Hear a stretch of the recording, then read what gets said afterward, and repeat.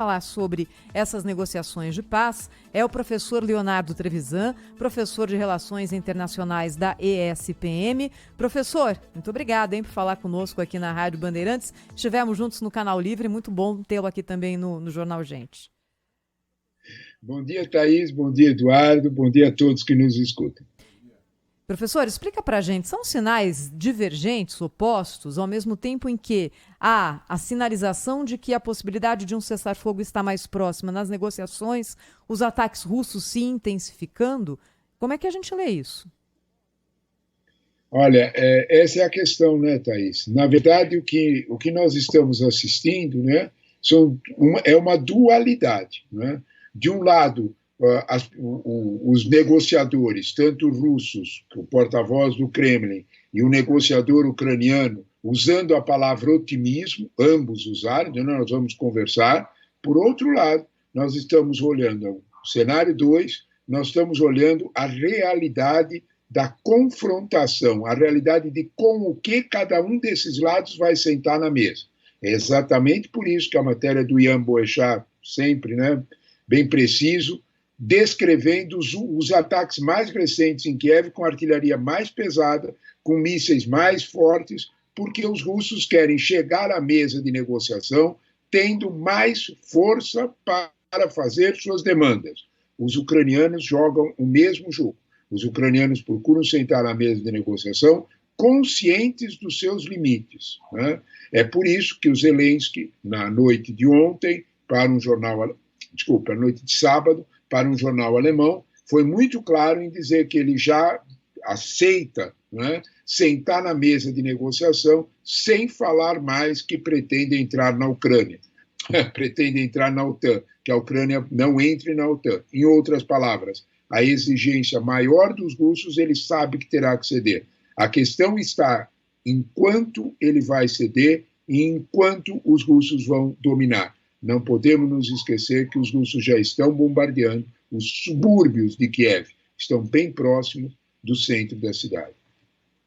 Professor Trevisan, eu tenho pensado muito nesse tema que a gente já vem falando bastante, da pressão feita sobre a Rússia, sobre peso dessa pressão econômica em cima da Rússia.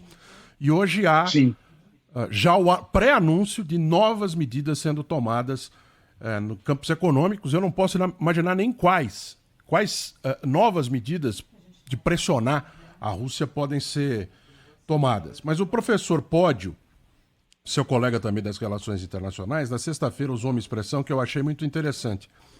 Guerra econômica. Sentido de guerra econômica. Como a guerra cibernética e a guerra militar. Mas essa é uma guerra que não tem regras, é uma guerra que não tem regras, né, por ser muito nova, e também vai matar civis. E não só na Rússia, não só em muitos lugares. As coisas não estão se perdendo. O senhor já falava isso na semana passada. Se for de fato apertado ainda mais o torniquete contra a Rússia, não vai apertar muito mais contra outros países também? O que é interessante aí nessa expressão, eu concordo inteiramente com o professor Pódio, há sim uma guerra econômica construída nesse processo, né? Sempre todas as guerras têm essa feição econômica, claro, mas esta daqui ficou mais clara porque, dado, Eduardo, a impossibilidade, porque nós teríamos a dissuasão nuclear para pensar, dada a impossibilidade de qualquer presença militar americana e europeia no conflito, porque isso seria uma escalada inimaginável, de alguma forma a presença dele se deu pela guerra econômica. O problema está, não é? Você perguntou o que mais eles podem fazer. Eles têm uma carta na manga, Eduardo, que eu acho que é bastante provável que estão esperando junto com a primeira pergunta da Thaís, né? Para quando sentarem na mesa, o que é que o Washington vai dizer que os ucranianos podem dizer? Olha, nós podemos tirar de vocês, na Organização Mundial de Comércio, o sentido de nação mais favorecida. O que isso quer dizer? Né? Que a Rússia, lembrada que a Rússia é um país também ainda emergente, tem certos favorecimentos no comércio. Eduardo, o PIB russo é um PIB pequeno, é um PIB de 1,6, é 1,5 trilhão, é menor que o PIB brasileiro de 1,6. O Brasil também tem essa condição de país mais favorecido. De alguma forma, ele prejudicaria, fim da guerra, as exportações russas em vários setores. Ora, essa carta na manga é uma carta cuidadosa, porque a partir dela outros países se beneficiariam, a Rússia se prejudicaria e a Rússia iria usar essa situação também nos produtos que ela vende, petróleo e gás, por exemplo. Esse quadro da guerra econômica, ele de alguma forma esconde, né, o tipo de pressão que se espera que a Rússia ceda. Né? Eu continuo achando que na questão deste confronto, os dados militares serão os mais essenciais. A Rússia tem claramente, Eduardo, para sentar na mesa duas posições. Eu estou cercando Kiev e eu avancei bastante numa fatia da Ucrânia que pode tirar da Ucrânia a saída para o mar, lá embaixo, o Mar Negro no sul. Como é que ela vai exportar o trigo? Como é que ela vai exportar o milho? É disto que nós estamos falando. Né? A Rússia tem, vamos dizer desta forma, mais cartas na mão neste momento, militarmente falando. O retorno do econômico tem peso, mas eu não sei se será mais forte para fazer a Rússia desistir daquilo que são os seus objetivos reais com essa guerra. Professor Leonardo Trevisan, eu me lembro que há uma semana e meia, o senhor nos sinalizou que nessas reuniões de negociação entre Rússia e Ucrânia, os personagens envolvidos ainda não eram personagens com possibilidade real de decisão. Eram ali personagens que faziam parte, digamos, de uma periferia do poder dos dois países. Isso já mudou, professor? As pessoas que estão lá negociando hoje já conseguem firmar algum tipo de acordo ou esse momento ainda não chegou? A tua lembrança é ótima, Thaís, porque, de fato, né, a palavra otimismo só apareceu porque ocorreu uma negociação meia, assim, sem tantas luzes da mídia, na cidade de Antália, na Turquia, entre Sergei Lavrov, que é o chanceler russo, né, e Mikhail Kuleba, que é o chanceler ucraniano. Sentaram-se à mesa para efetivamente falar. Né? E ambos falaram a partir daquilo que eles têm de, vamos dizer, de amigos poderosos. Né?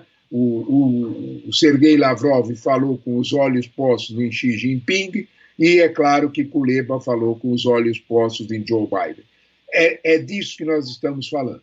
Né? Você tem toda a razão ao mencionar isso. O resultado do otimismo do final de semana com os negociadores, vamos dizer desse jeito, do segundo time, da segunda divisão, é porque os negociadores da primeira divisão conversaram de forma mais séria na Turquia.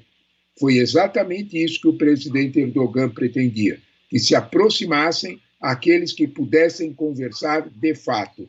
Você tem toda a razão. Há uma sequência nesse processo e houve pouca atenção da mídia para essa reunião, porque, de fato, nenhum dos lados estava interessado em fazer grandes, vamos dizer, nem alardes e nem divulgar suas posições, porque sabiam que o dia a dia, a operacionalidade desse processo de negociação ocorreria com o pessoal do segundo time. Professor Trevisan, de ontem à noite para cá, a China passa a surgir nas manchetes americanas. Ontem, a informação que foi divulgada pelos jornais americanos é de que a Rússia procurou a China para ajuda militar. Ajuda financeira a gente sabia que já poderia estar acontecendo. Ajuda militar seria uma novidade. E aí? Daí se puxa, se isso de fato for acontecer, foi negado pelo governo chinês agora de manhã, mas se isso de fato acontecer, puxa um outro grandão para a conversa. E aí como o senhor falou, né, mostrar o bíceps de um lado, mostrar que está forte do outro, como é que vai ficar? Eduardo, você é um leitor atento do mundo internacional, né? da mídia internacional. Sem dúvida nenhuma, essa notícia era a notícia talvez mais relevante do final de semana, porque era o resultado direto das pressões sobre a Rússia montadas por Washington. Né? Se nós olharmos, Eduardo, do ponto de vista militar, né, a Rússia é mais forte que a China. Né? Aquele desequilíbrio que existe, de alguma forma, entre o potencial econômico da Rússia, um PIB de 1,5 trilhão, e o PIB chinês, 17 trilhões, mais de 10 vezes, né? Ele não é tão forte assim, esse desequilíbrio, quando nós olhamos do ponto de vista militar. Principalmente porque a Rússia guarda, é claro, todo o aparato, todo o patrimônio que ela teve da Guerra Fria, todo o patrimônio quando era uma potência nuclear e permanece sendo a única que capaz de enfrentar os Estados Unidos. Aliás, a gente precisa ter clareza, não é, que estão bastante próximos em ogivas nucleares e tudo mais. Ora, essa situação, arrastar os chineses para uma presença militar neste conflito seria bastante improvável. Não é? Por quê? Porque não é do interesse da China fazer qualquer exibição de músculo militar. Gostei da sua expressão, não é? O bíceps. Não há interesse nisso. A Rússia tem, sim, esse interesse porque é o poder que lhe sobrou. De alguma forma, a China não tem essa função. A China tem uma função de esticar, aumentar a rota da seda. A função é um domínio econômico e comercial. A China tem esta posição e isso está, vamos dizer assim, arraigado no mundo todo. Todos os países africanos têm uma corrente de comércio, soma de importação e exportação, maior com a China do que com qualquer outro país. Na prática, o mundo tem, vamos dizer assim, vínculos com a China muito reais. Quando nós olhamos para esse quadro, nós percebemos claramente que a China não tem pretensões de fazer exibições militares, com uma exceção, que todos sabemos, o Mar do Sul da China e Taiwan. Aí a outra história, é território deles, é ali no vizinho, é a fronteira, é um outro quadro.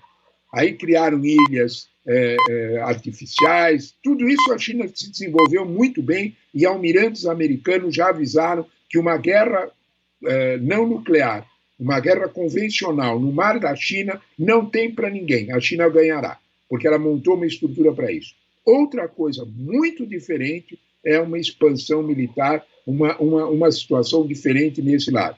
Você tem razão na sua pergunta, porque, de algum modo, era uma provocação que a China não tem qualquer interesse de aceitar.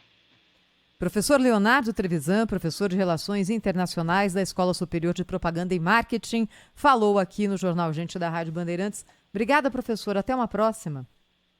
Obrigado a vocês pelo convite. Excelente conversa. Muito agradecido. Um abraço a todos. Rádio Bandeirantes. Fechada com você. Fechada com a verdade.